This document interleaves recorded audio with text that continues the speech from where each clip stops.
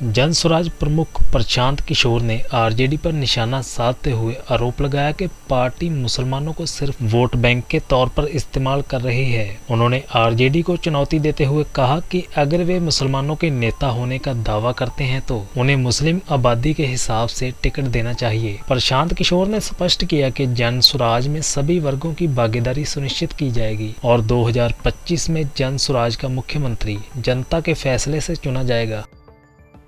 RJD के लोग जो पिछले 30 वर्ष से मुसलमानों के रहनुमा होने का दावा कर रहे हैं, मैंने उनको आज इस सभा और इस मंच के जरिए ये चुनौती दी। तुम पहले मुसलमानों का जिनका वोट लेते रहे हो 30 वर्ष से, उसका हकमारी बंद करो और हिम्मत हो तो उनको आबादी के हिसाब से टिकट देके दिखाओ। अगर वो स्वीकार कर लें तो बिल्कुल जो मुस्लिम उम्मीदवार को खड़ा करेंगे, हम लोग वहाँ मुस्लिम नहीं लड़ाएंगे।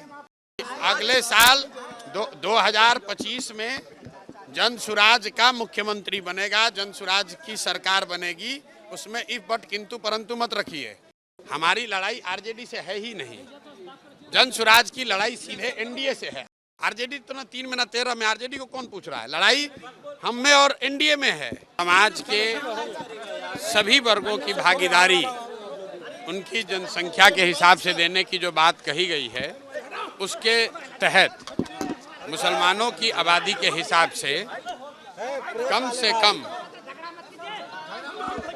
कम 40 विधानसभा सीटों पर मुसलमान समाज के काबिल लोगों को चुनाव लड़ाने का ऐलान पहले से किया गया है। और ये जो जन स्वराज में पहले से अन्य वर्गों के लिए बात कही गई है, उसके अनुरूप है, ये कोई अलग नहीं है।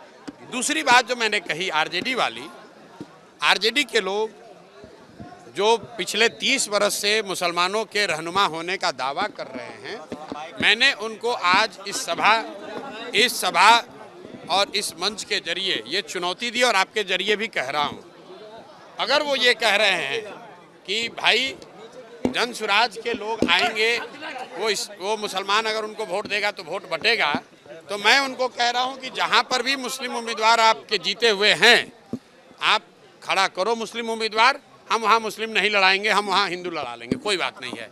तुम पहले मुसलमानों का जिनका वोट लेते रहे हो 30 वर्ष से, उसका हकमारी बंद करो और हिम्मत हो तो उनको आबादी के हिसाब से टिकट देके दिखाओ। वोट तो तुमने लिया है, ये हमने उनको चुनौती दी है। अगर वो स्वीकार कर लें तो बिल्कुल जो मुस्लिम उम्मीदवार को खड़ा करेंगे, हम लोग वहाँ मुस्लिम नहीं लड़ाएंगे। अरे भैया, दल बना नहीं और आप सीएम कौन होगा?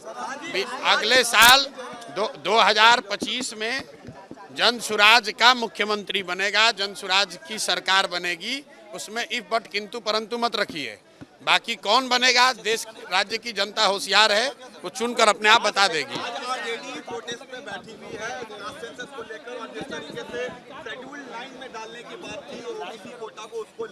भाई, आरजेडी को जो करना है करे। हमारी लड़ाई आरजेडी से है ही नहीं। जन स्वराज की लड़ाई सीधे एनडीए से है।